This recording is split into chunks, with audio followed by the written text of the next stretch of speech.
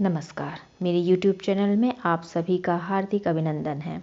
ईश्वर से आप सभी के बेहतर स्वास्थ्य और सुंदर भविष्य की कामना करते हुए मैं आज का अध्ययन कार्य आरंभ करती हूँ। आज हम डॉक्टर रमेश उपाध्याय द्वारा रचित बहुचर्चित कहानी शाप मुक्ति का अध्ययन करेंगे। तो शुरू करते हैं आज का अध्ययन कार्य। शाप मुक्ति। डॉक्टर रमेश उपाध्याय द्वारा रचित कहानी शाप मुक्ति अपराध बोध और उसके प्रायश्चित की मार्मिक अभिव्यक्ति करती है।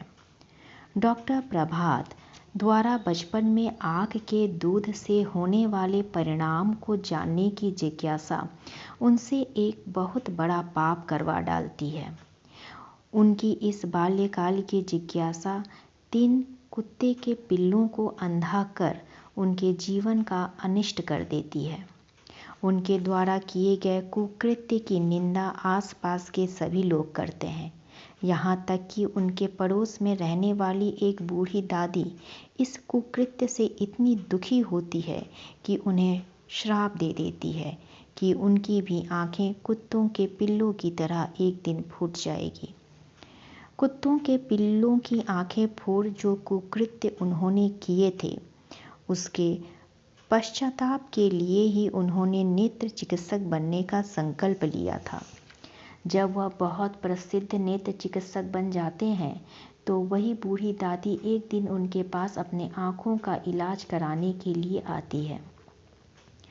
जब उस बूढ़ी दादी को यह ज्ञात होता है कि डॉक्टर प्रभात वही बालक है जिसने बचपन में कुत्ते के 3 पिल्लों की आंखें फोड़ उनके जीवन का सर्वनाश कर दिया था, तो वह इलाज करवाने से मना कर देती है।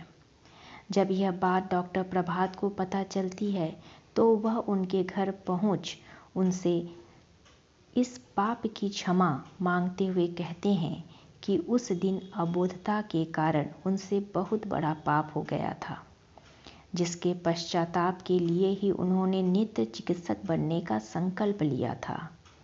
और उन्हें वह श्राप आज भी याद है जो बूढ़ी दादी ने उन्हें दिया था। अतः वह बूढ़ी दादी से कहते हैं कि उनकी आंखें उस श्राप के कारण एक न एक दिन फूटेंगी ही। तब तक वह कई आंखों को रोशनी दे देना चाहते हैं ताकि वह उस गलती का पश्चाताप कर सके। यह सुन बूढ़ी दादी का हृदय भाव विह्वल हो उठता है।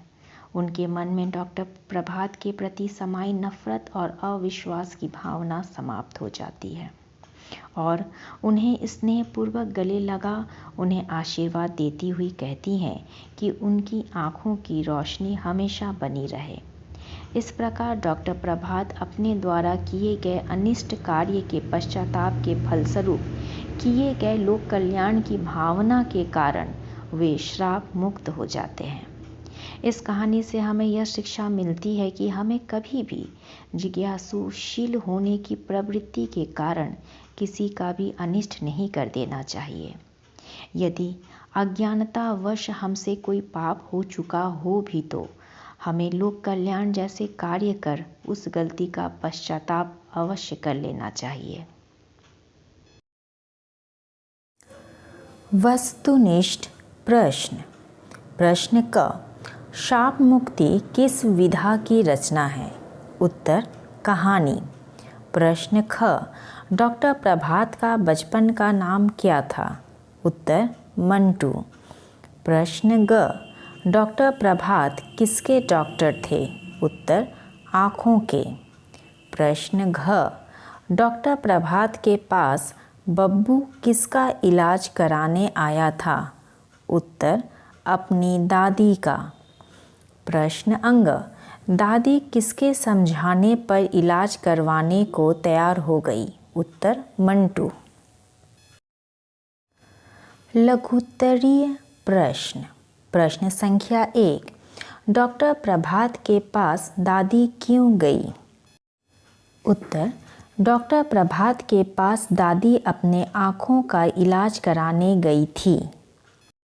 प्रश्न संख्या 2, डॉक्टर प्रभात किस प्रकार के डॉक्टर थे? उत्तर, डॉक्टर प्रभात एक प्रसिद्ध नेत्र चिकित्सक थे। प्रश्न संख्या 3, डॉक्टर प्रभात कहाँ के रहने वाले थे?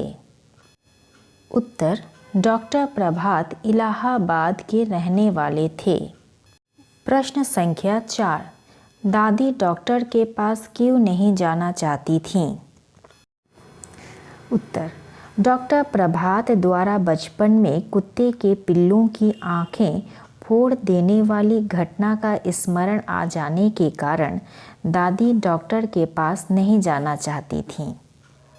प्रश्न संख्या 5, मंटू कौन था? उत्तर, मंटू डॉक्टर प्रभात के बचपन का नाम था। बोधमूलक प्रश्न। प्रश्न संख्या 1, बब्बू ने मंटू के पाप का भेद क्यों खोल दिया? उत्तर, 3 पिल्लों में से 2 की दर्दनाक मौत से बब्बू का हृदय अत्यधिक दुखी हो उठा और जीवित बचे तीसरे पिल्ले का जीवन बचाने के लिए उसने मंटू का भेद सबके सामने खोल दिया। प्रश्न संख्या 2, डॉक्टर प्रभात ने बचपन में किए पाप का प्रायश्चित किस प्रकार किया? उत्तर, डॉक्टर प्रभात ने बचपन में किए पाप का प्रायश्चित नेत्र चिकित्सक बन लोगों की खोई हुई नेत्र ज्योति उन्हें लौटाकर किया। प्रश्न संख्या 3, शाप मुक्ति कहानी का सारांश लिखिए। उत्तर, शाप मुक्ति कहानी का सारांश यह है कि यह कहानी अबोध बालक मंटू द्वारा बचपन में किए घिनौने अपराध के प्रायश्चित की मार्मिक अभिव्यक्ति करती है। मंटू द्वारा आँख के दूध का परिणाम जानने की जिज्ञासा 3 पिल्लों को अंधा कर देती है, जिसका परिणाम यह होता है कि मंटू के हृदय में यह अपराध बोध जड़ कर जाता है और इसका प्रायश्चित करने हेतु वह बड़ा नेत्र चिकित्सक बनता है तथा लोगों की खोई हुई नेत्र ज्योति लौटाकर वह अपने अपराध का प्रायश्चित करता है। प्रश्न संख्या 4, शाप मुक्ति कहानी से हमें क्या शिक्षा मिलती है? उत्तर, शाप मुक्ति कहानी से हमें यह शिक्षा मिलती है कि अपराध चाहे अबोध अवस्था में हो या अज्ञानतावश हो, अपराध अपराध ही होता है। अतः हमें अपने अपराध को स्वीकार कर उसका प्रायश्चित कर लेने पर ही हमें उससे मुक्ति मिल सकती है। प्रश्न संख्या 5, चेहरा किसी दुखदाई स्मृति में काला सा हो गया। किसका चेहरा दुखदाई स्मृति में काला हो गया था? वह दुखदाई स्मृति क्या है? उत्तर, दादी का चेहरा दुखदाई स्मृति में काला हो गया था। वह दुखदाई स्मृति डॉक्टर प्रभात द्वारा बाल्यकाल में 3 पिल्लों के आंखें फोड़ देने वाला घिनौना दुष्कर्म था। भाषा बोध। प्रश्न संख्या 1, निम्नलिखित शब्दों में पन प्रत्यय लगाकर भाववाचक संज्ञा बनाइए। लड़का, लड़कपन। अजनबी, अजनबीपन। अंधा, अंधापन। अपना, अपनापन। प्रश्न संख्या 2, निम्नलिखित क्रियाओं के प्रथम तथा द्वितीय प्रेरणार्थक रूप लिखिए। चलना, चलाना। चलवाना। रंगना, रंगाना, रंगवाना। लिखना, लिखाना, लिखवाना। प्रश्न संख्या 3, निम्नलिखित समुच्चरित भिन्नार्थक शब्दों का वाक्य में प्रयोग कीजिए। दिन, दिन निकल आया है। दिन, यह भिखारी बहुत दीन है। कहा, माँ ने मुझसे कहा कि खाना खा लो। कहाँ, तुम्हारा मित्र कहाँ रहता है? दादी, पिताजी की माताश्री को हम दादी कहते हैं। दीदी, हम अपनी बड़ी बहन को दीदी कहते हैं। बाग, बाग में रंग बिरंगे फूल खिले हैं। बाघ एक हिंसक पशु है। कल, आने वाले या बीते हुए दिन को कल कहते हैं। काल समय का एक अन्य नाम है। बाहर, घर से बाहर निकलो। बहार, वर्षा ऋतु के आगमन से प्रकृति में बहार लौट आई। भला, वह एक भला इंसान है। भाला एक प्रकार का शस्त्र है।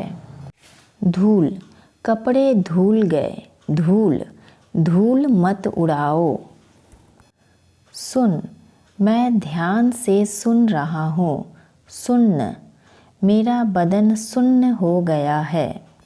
तो आज का अध्ययन कार्य हम यहीं समाप्त करते हैं। फिर हम मिलेंगे एक नए वीडियो के साथ। तब तक के लिए आप सभी स्वस्थ रहें, सुरक्षित रहें। धन्यवाद।